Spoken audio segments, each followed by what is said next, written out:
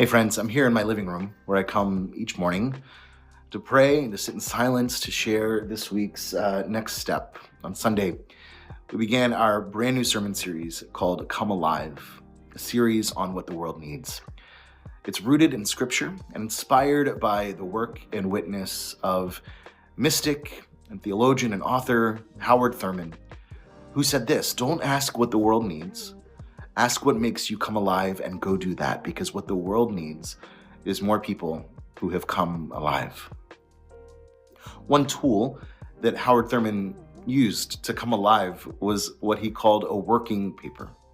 For Howard Thurman, a working paper was a living document that helped him understand who he was, what he was called to do, and how to live that out then for the sake of God's world in the way that only he could.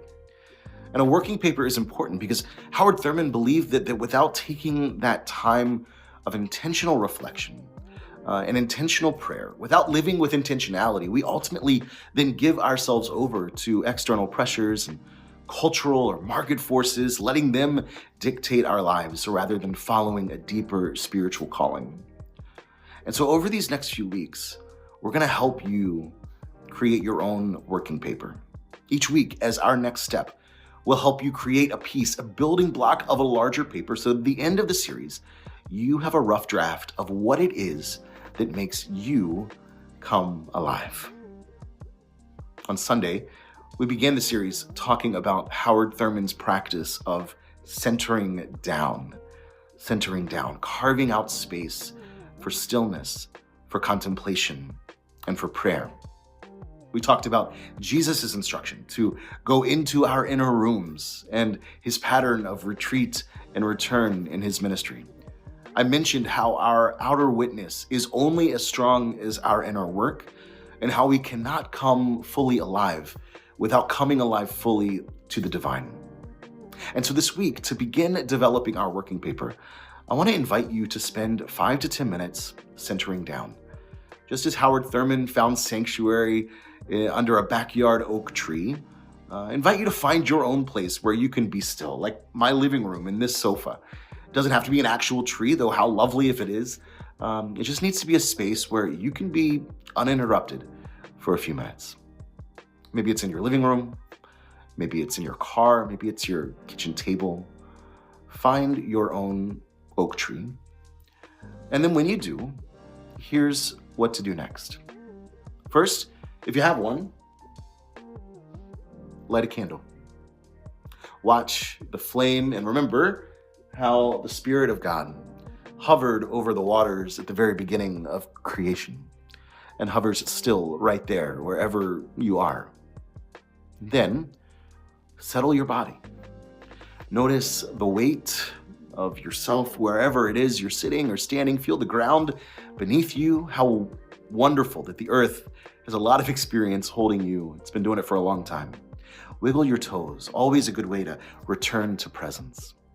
Then bring attention to your breath and breathe deeply. Let your breath be a reminder that the same God who breathed life into dust is breathing life into you right now. You don't have to manufacture anything. Just notice, just be, just receive. If your mind wanders, and it will, the simple practice is to notice the thought, pause, release the thought, and then return. Thomas Keating once said, if your mind gets distracted 1,000 times in 10 minutes of prayer, it's 1,000 opportunities to come back to the loving presence of Jesus.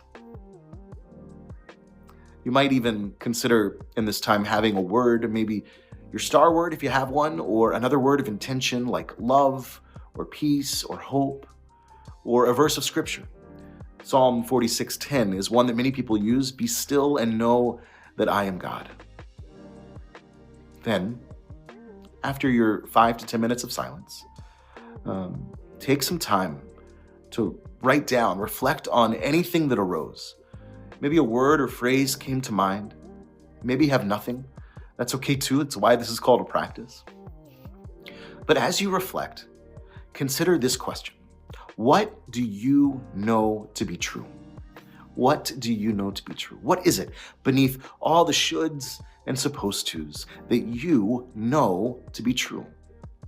You might be surprised what comes up. So take a few minutes and just reflect, just write that down.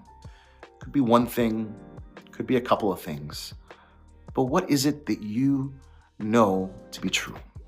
This is the beginning of your vision to be used in your working paper, part 1. That's it. That's it. Try this a few times this week. Let me know how it goes. You can even, if you want, share your experience in our WhatsApp group, if you'd like. And of course, I'll be doing this with you. And I look forward to hearing and talking about it over these next 4 weeks. Enjoy this time centering down. Lord knows we need it. Grace and peace to you, friends.